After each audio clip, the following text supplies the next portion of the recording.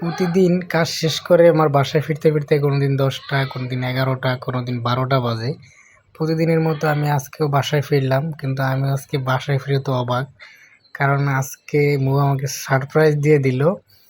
আমি আজকে আমাদের হচ্ছে অ্যানিভার্সারি, আমাদের বিয়ের 3 বছর পূর্ণ হলো। আমি আর মনেই নাই একদম। আমরা পুরুষ মানুষ হচ্ছে এরকমই, মানে আমাদের স্পেশাল ডেগুলা আমরা হচ্ছে ভুলে যাই, কিন্তু আমাদের স্ত্রীরা মানে আমার বউ ও হচ্ছে সবগুলোই মনে রাখে। কবে কার বা আমার বার্থডে, কবে মোর বার্থডে, কবে আমাদের অ্যানিভার্সারি, তারপর কবে ভ্যালেন্টাইন ডে, সব কিছু সে মনে রাখে। আর আমি মনে রাখতে পারি না। পুরাটাই হচ্ছে মোর আয়োজন। সে সুন্দর করে হচ্ছে তার নিজের টাকায় কেক কিনে আনছে আমাকে সারপ্রাইজ দেওয়ার জন্য। তারপর নিজে সাজছে, শাড়ি পরছে, তারপর মেয়েকে সাজাইছে, একটা সুন্দর ড্রেস পরাইছে। আর সে আমার জন্য একটা গিফটও সে কিনে রাখছে তার জমানো টাকা দিয়ে।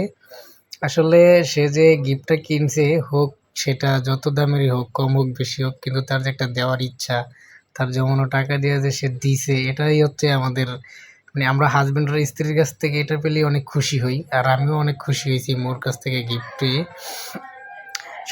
সব হাজব্যান্ডরাই চায় তার স্ত্রী এরকম ছোট ছোট গিফট দেওয়া, হাজব্যান্ডকে খুশি রাখুক আর এরকম স্পেশাল ডেগুলোতে সারপ্রাইজ দেউক। আমাদের হচ্ছে এটা 3য় অ্যানিভার্সারি, মানে আমাদের বিয়ের 3 বছর পূর্ণ হয়েছে। আর আমাদের রাফিয়া বুড়ি আজকে ঘুমিয়ে দিতেছে। ও আজকে কেন জানি তাড়াতাড়ি ঘুমিয়ে যায়, এমনিতে 12টা 1টার আগে ঘুমায় না, দেখেন ঘুমিয়ে পড়ে যায়। তো সবাই হচ্ছে আমাদের জন্য দোয়া করবেন। আমরা বিয়ের 3টা বছর রাগ, ঝগড়া, অভিমান, ভালোবাসায় কাটিয়ে দিলাম। আর বাকি জীবনটাও আমরা হাসি খুশিভাবে কাটাতে চাই একসাথে দুজনেই। সবাই আমাদের জন্য দোয়া করবেন। আর আমাদের রাফিয়া বুড়ির জন্য দোয়া করবেন। বুড়িও প্রায় 2 বছরের মতো হয়ে যাবে কয়েকদিন পরেই। আল্লাহ হাফেজ সবাইকে।